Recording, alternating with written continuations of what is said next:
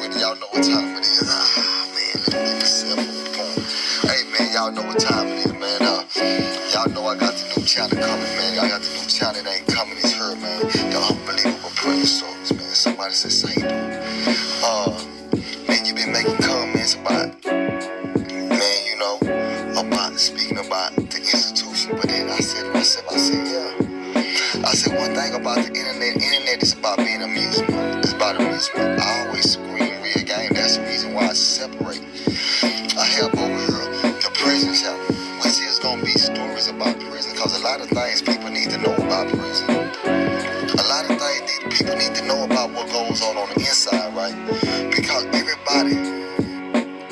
one thing I came to realize is that in the black community, we're dealing with probably by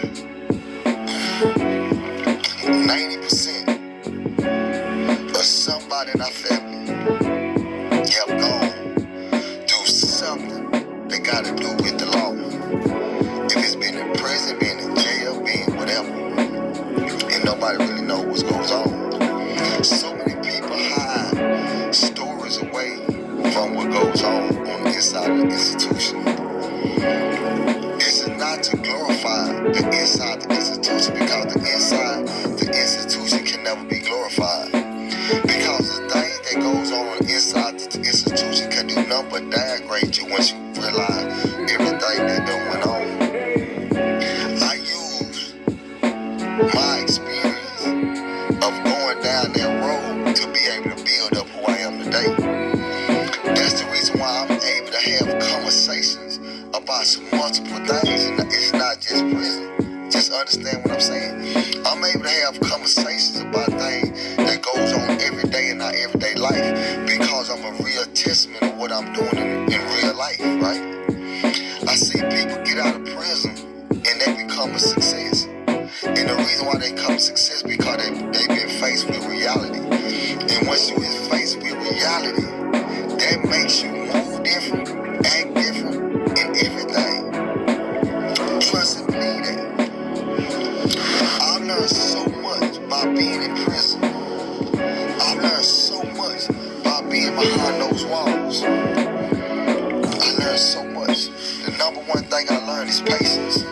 You have to be patient enough. Because don't nobody move when you want them to move. You got guards that's 18, 19, 20 years old coming inside the institution telling you, boy, you need to sit down. Boy, you need to do this. And you know you can't do nothing about it.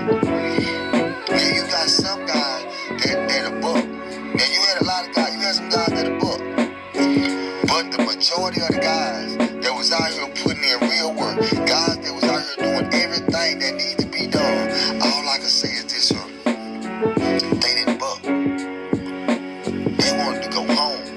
Because reality done hit. When reality hit, that's when the mindset hit home.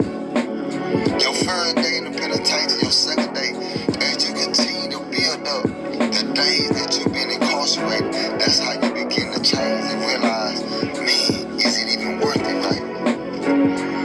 But when you inside the institution, I always remember, you can show no weakness in this game. You can show no weakness in this game.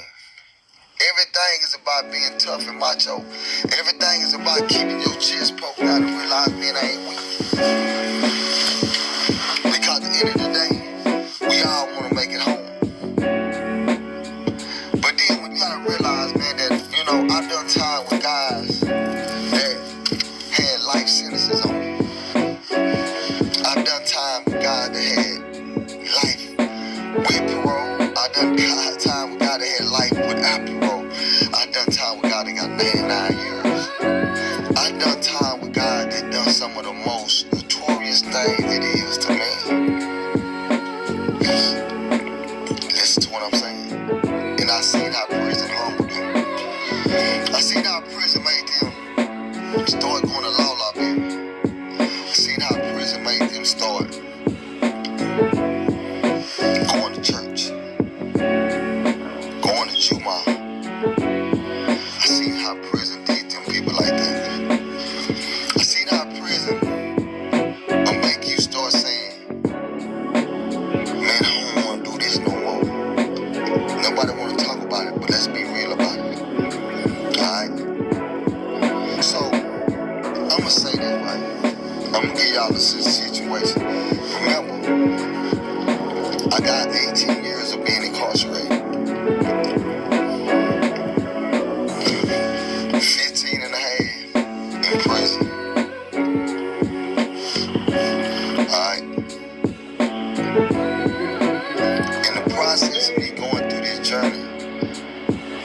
get an opportunity to see some things that'll make a man say, this ain't for me.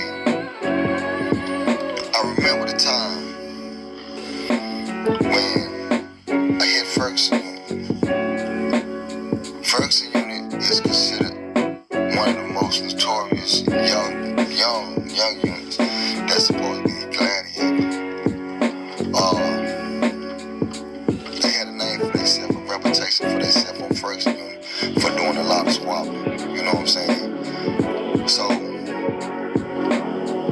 when I hit Ferguson Unit, I hit Ferguson Unit with a mindset. My mindset was, I'm gonna make it home. I'm gonna make it home no matter what. I hit the unit. I got on blue chucks. I got on blue chucks, blue shoe straight. Don't nobody on the unit got blue chucks. Nobody on the unit got blue chucks. It's at a time where the gang banging ain't really on the unit like that. It's about where you from, what city you from, because back then you got a lot of guys that was locked up. They was against the gang banging. The older guys, they was against gang banging. They used to always feel like gang banging was for cowards. But because everybody was caught up into their cities, what city you from, what city you from, what city you from. But what gang banging does is it made people from all, no matter where you from, you have to fly up under an umbrella, whatever you represent. Hey man, you can't ride with your homeboys out your hood, homie. You can't do that. So that's what they was doing, right? So when I went to prison under the pretense that nigga, I'm gonna make it home.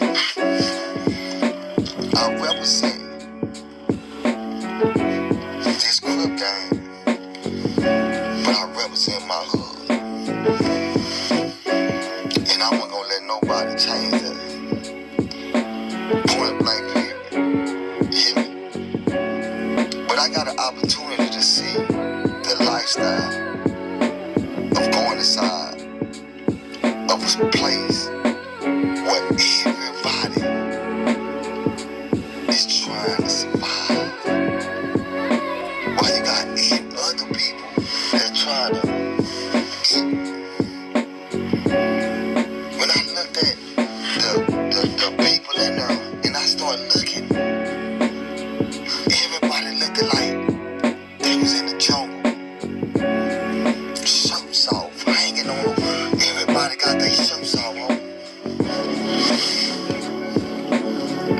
I walked to the day. I remember I walked in, put my stuff in, nigga come holler at me, yeah, nigga, I'm finna fall out. But don't get me wrong, I had butterflies in my stomach because I'm facing the unknown. I don't know what to expect because I've never been in this situation. But all I know is this here. Hey, I'm finna give it all I got.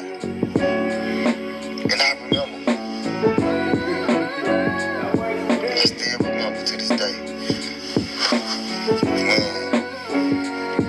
when a nigga say, homie, what you gonna do? Nigga, what you mean what I'm gonna do? Nigga, y'all gonna, because say, man, they gonna be doing some school. Say, homie, listen, don't tell me about doing no motherfucking fight, nigga. Nigga, I've been fighting all my motherfucking life. So whoever is, all you gotta do is point out whoever gonna come out here, my nigga, and let's get this shit taken care of. And that nigga like, oh yeah, okay. Yeah, I know it sounds good, but my nigga, it ain't no fear in me. I lost my fear a long time ago, man. But I'm still in that mindset of realizing that nigga, I'm not here to play with now, nigga. Not one nigga I'm not gonna play with. And I'll never forget when the squabbing I had, I went to the rec yard. When I went to the rec yard, it wasn't nothing major. Whole ass nigga, big, hold on, time out, big, what's up? Because one thing about the game is this here. When you know in prison, niggas will look at it like, I can get a win out that nigga now because he don't know the game. You coming off the street squabbling. Them niggas down there. Them niggas shooting. Them niggas got. When you hear about niggas hitting you from the feet, hitting you from your knees, your you coming up, and they was really doing that over there, homie. Them niggas was really coming out, chucking a jab, and hitting you with this hand all the way around. They had some unique fighting styles, right? But one thing I knew about fighting, boxing, and everything I've gone through is this here. Man, just go straight down the middle, and you ain't gotta worry about nothing else. Straight down the middle. I always know that. Straight down the middle. Yeah. So I'm in there. Here it is. Boom, boom, boom, boom, boom. I had a little knot right now. Still, I had a little knot.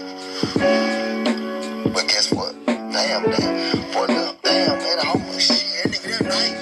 Man, nah, nigga, let's get it. Now my mind is made up. I gotta make a name. I'm gonna make a name in this penitentiary. That chain came in when niggas say about squabbling. When that chain came in, I couldn't wait to get me one, homie. I couldn't wait to get me one.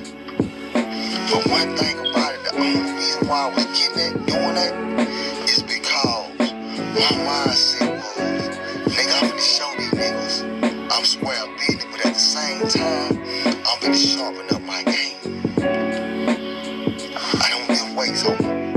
I did push-ups, I did sit-ups, I did pull-ups, and I did dips. I played basketball, and I just shot a box every day. That was my routine. That was my routine, homie. That there kept me focused. I didn't care nothing about nobody that was big, and because I seen so many big guys, get what, they were caterpillars. See, a lot of times y'all gotta be realizing that a lot of these guys that walk around like this, they didn't have nothing from the shoulder, homie. Them niggas had nothing from the shoulder. Them niggas, they wasn't banging like that. No, they wasn't getting it in like that, homie. No, they wasn't doing that. I was there, homie. Man, you had some homies that was working out, that had their size on. There was some monsters, you know what I'm saying? And yeah, you had some now. Shout out to my nigga Sway Way too, man. My nigga Sway Way. Yeah, knockout orders, my nigga. You hear me? But say one thing about it with this shit though, homie. When I went in there, my mind was set up. I'm gonna make it home. Now I just told y'all about when I went in, how I had to do this, how to prove myself and all that. But what I didn't tell y'all is this, I